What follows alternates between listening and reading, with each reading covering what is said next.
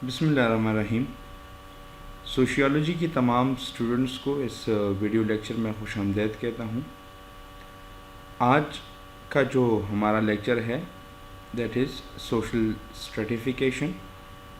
इस लेक्चर में हम सोशल स्ट्रेटिफिकेशन के हवाले से कुछ जानेंगे, पढ़ेंगे। इससे पहले जो हमारी वीडियो लेक्चर्स हुई है उनमें हमने कल्चर को डिफ़ाइन किया है, सोशियोलॉजी पे बात की है, उसके अलावा सोशल मोबिलिटी वगैरह भी डिस्कस किया हुआ है। तो आइए इस लेक्चर में देखते हैं सोशल स्ट्रेटिफिकेशन में क्या है। सबसे पहले सोशल स्ट्रेटिफिकेशन को डिफ़ाइन करने से पहले, उस पे बात करने से पहले हम डिस्कस करेंगे कि सोशल इनइक्वलिटी क्या है। एक होती है इक्वलिटी, जिसमें दोनों साइड्स या जितनी भी मेंबर्स है या जितनी भी ऑब्जेक्ट्स है वो सारे के सारे सेम कैरेक्टरिस्टिक्स और सेम प्रेस्टीज और लेवल को शेयर करती हों, उसको इक्वलिटी कहते हैं। लेकिन हम यहाँ पर बात कर रहे हैं इनइक्वलिटी की। और कौन सी इनइक्वलिटी की? सोशल इनइक्वलिटी की बात हम कर रहे हैं। तो सोशल इनइक्वलिटी को डिफाइन किया गया है। It is defined as individuals in a society that do not have equal social status. Social equality क्या है?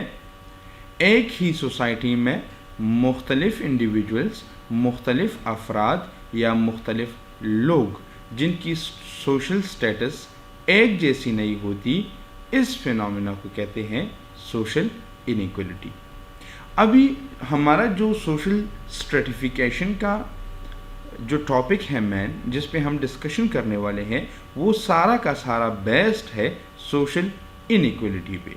तो इसलिए हमने सबसे पहले सोशल इनइक्वलिटी को डिस्कस किया। सोशल इनइक्वलिटी की एग्जाम्पल्स हम लेते हैं। पहला है इकोनॉमिक, यानी इकोनॉमिक इनइक्वलिटी।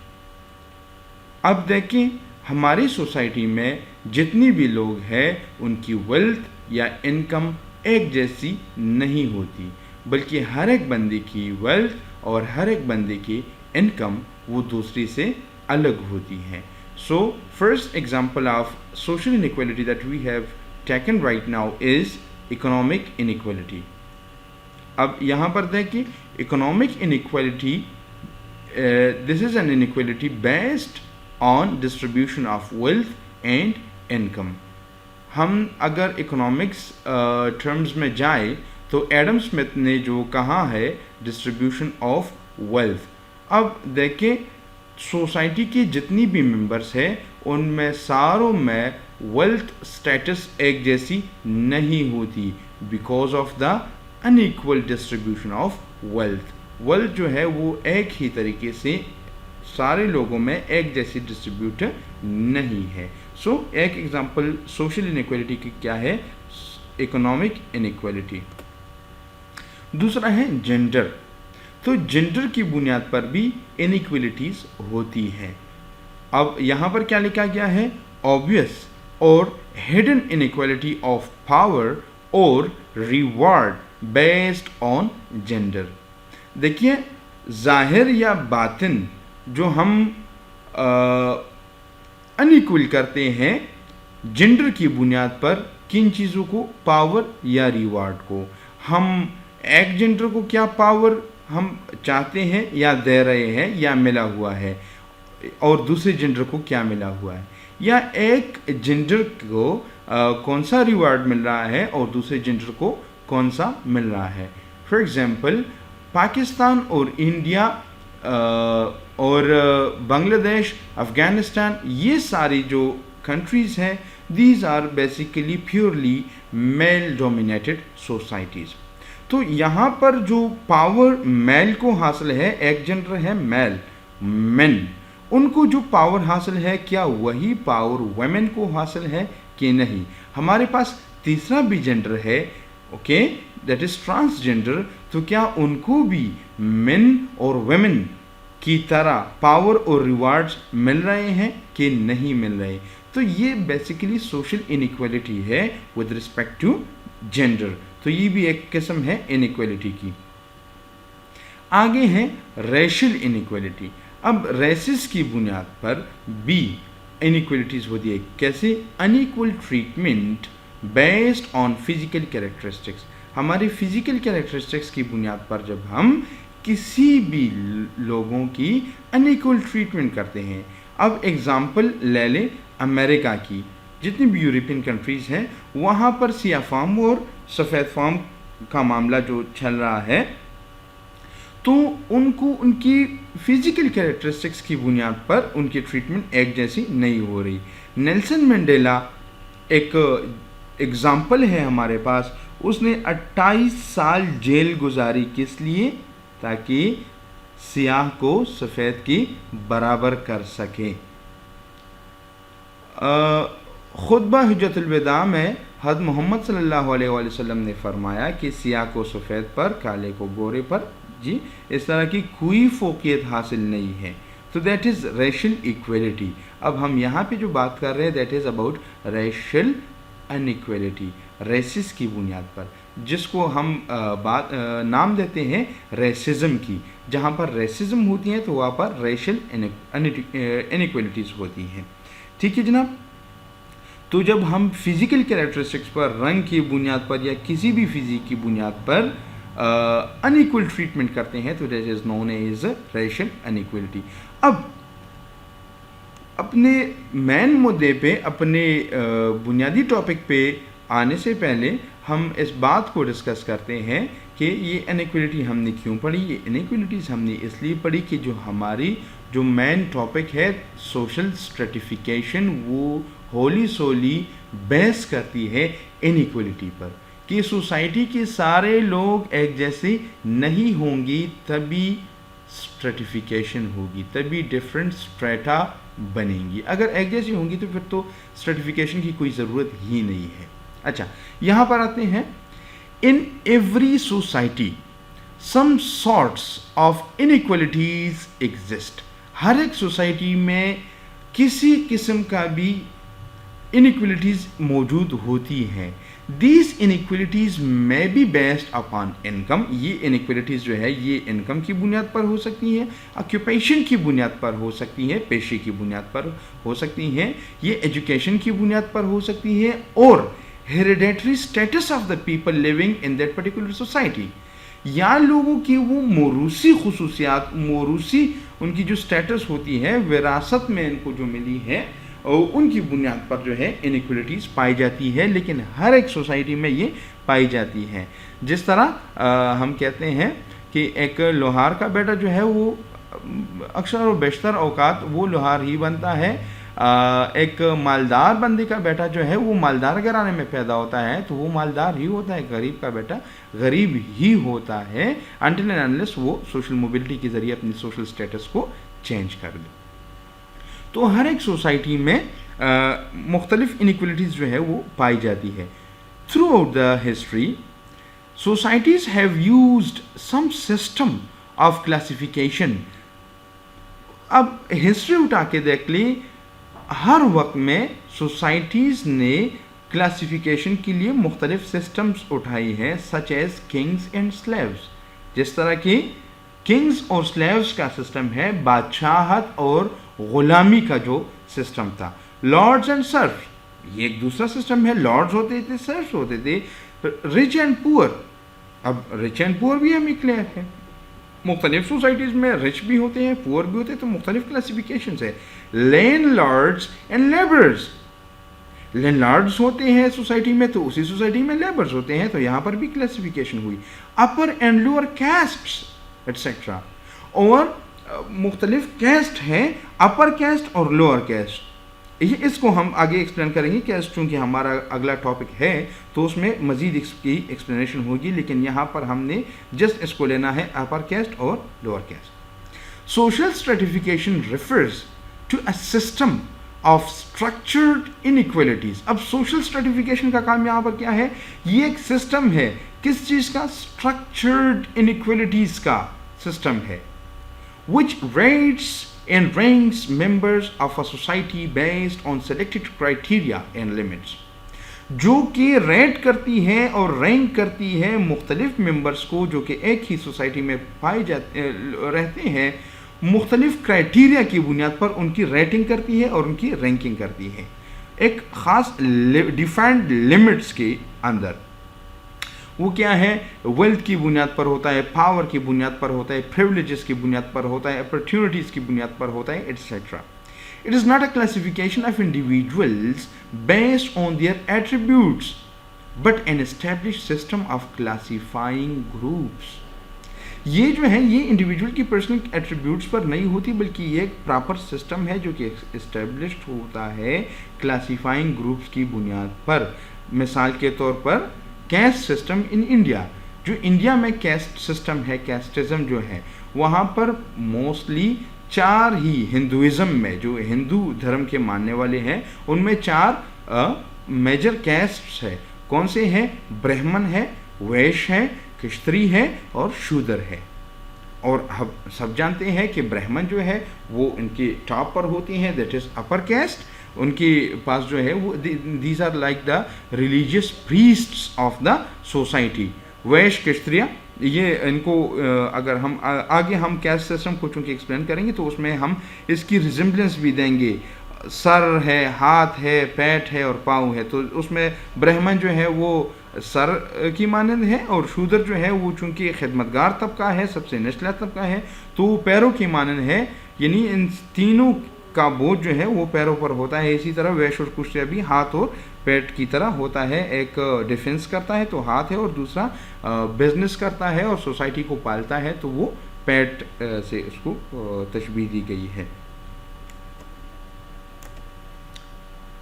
अच्छा, आगे ये एक पिक्टोरियल रिप्रेजेंटेशन है सोशल स्ट्रेटिफिकेशन की। आप देख सकते हैं मुख्तलिफ लेयर्स है लोगों की, निचले तबके के, फिर दरमियानी और फिर एक बंदा उसको सुपरवाइज करता है। या जिस तरह हम किंगशिप अगर उसकी एग्जांपल को उठाए तो एक किंग होता है, उसके साथ वज़रा होते हैं, उनके बाद फिर जो हुनरमंद लोग होते हैं, उनके बाद जो मज़दूर लोग होते हैं, रियाया जो है, तो ये एक ऐसी इसी तरीके से स्ट्रेटिफिकेशन होती है।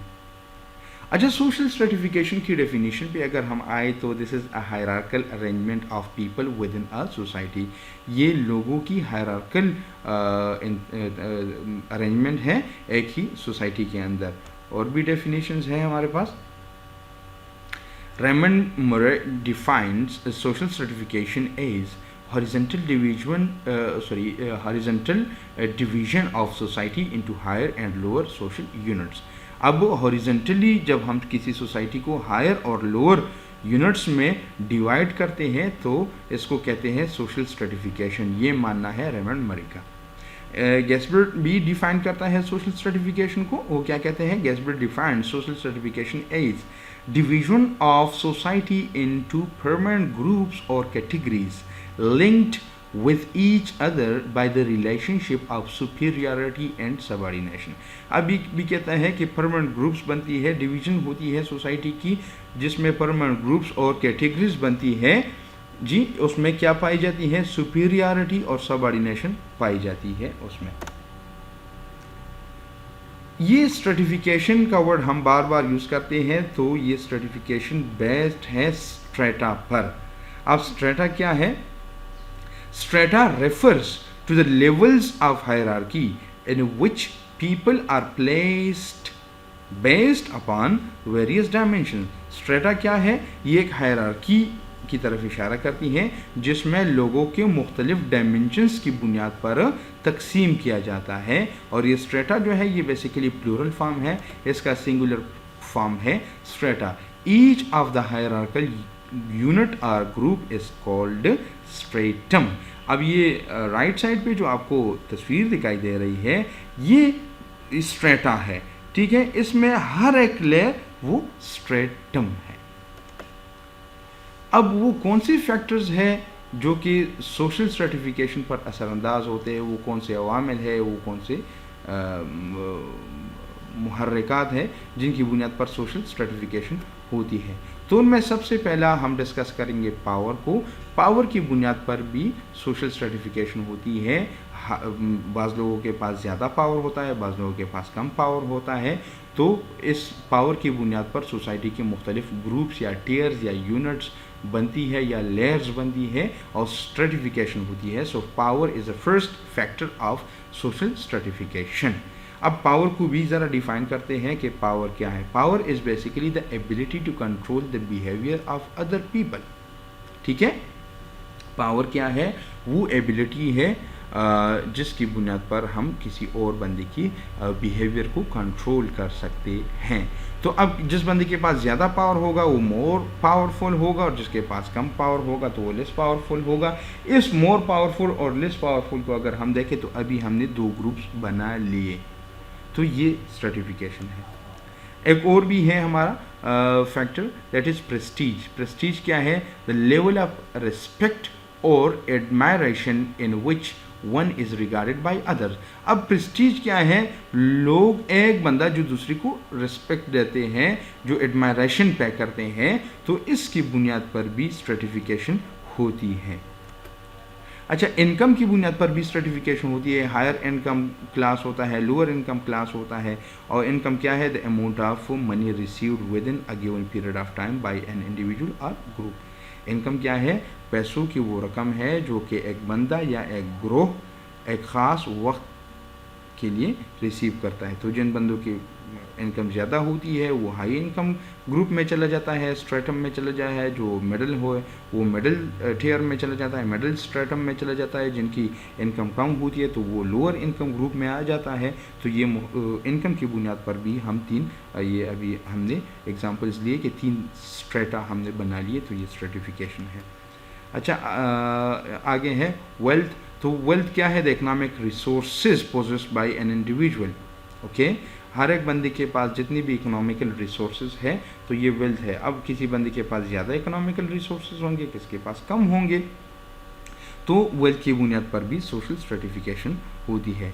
इनके अलावा जो एडिशनल डायमेंशंस है, जो एडिशनल फैक्टर्स है जिनकी बुनियाद पर हम स्ट्रेटिफिकेशन कर सकते हैं, तो उसमें एजुकेशन आ जाता है, less educated, more educated, educated, uneducated, तो इसकी बुनियाद पर भी हम स्ट्रेटिफिकेशन कर सकते हैं। एथनिसिटी ग्रुप के बुनियाद पर भी, एथनिसिटी ग्रुप्स की बुनियाद पर भी हम स्ट्रेटिफिकेशन कर सकते हैं।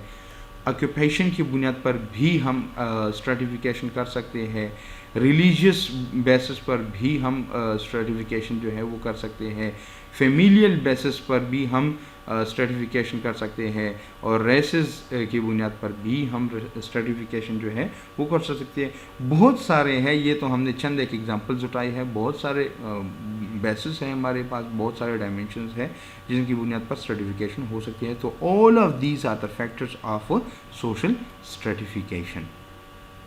अब सोशल स्ट्रेटिफिकेशन की टाइप्स पर आते हैं। तो इसकी मेजर देखिए, मुख्तलिफ ऑथर्स ने मुख्तलिफ टाइप्स इसके बताई हुए होंगे। स्लेवरी भी उसमें आती होगी, उसमें इकोनॉमिक क्लासेस भी आती होंगी, सोशल, लेकिन हम यहाँ पर as far as the subject matter is concern, so we will take only 2 types of the social stratification and out of these 2 one is social class.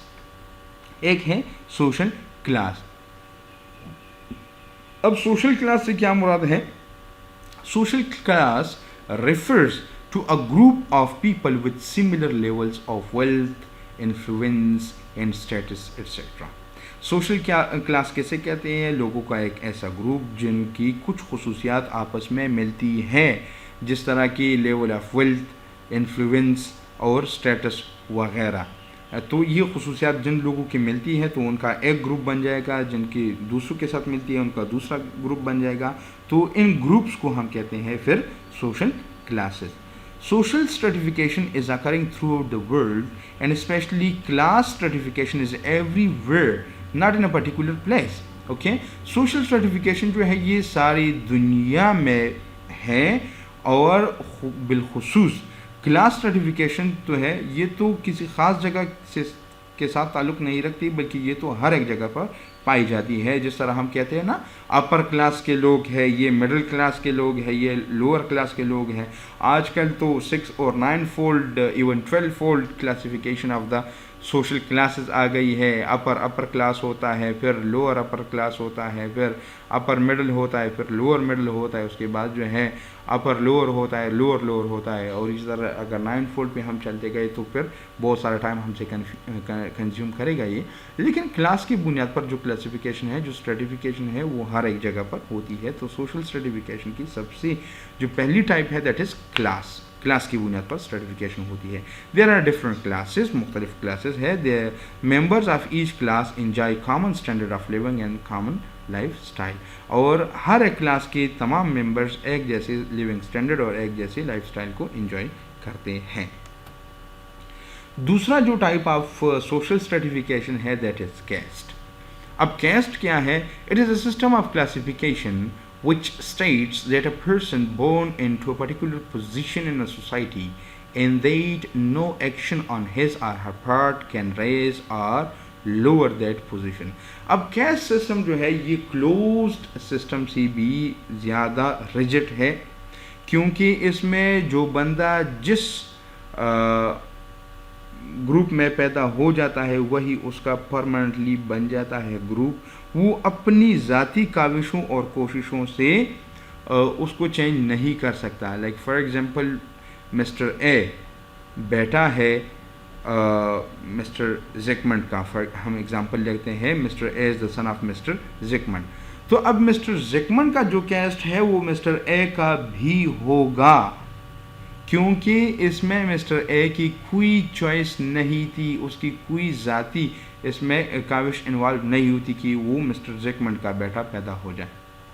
आप जिस कैस्ट में पैदा होते हो वो परमानेंटली आपका कैस्ट बन जाता है, आपके बच्चे भी उसी कैस्ट में आएंगे। हमारा कोई अमल दखल नहीं होता अपने कैस्ट को चूज़ करने में, तो लिहाजा हम अपने कैस्ट को चेंज नहीं कर सकते। Okay, so that is the reason यहाँ पर लिखा गया है नो एक्शन ऑन हिज और हर पार्ट कैन रेज और लोअर दैट पोजीशन।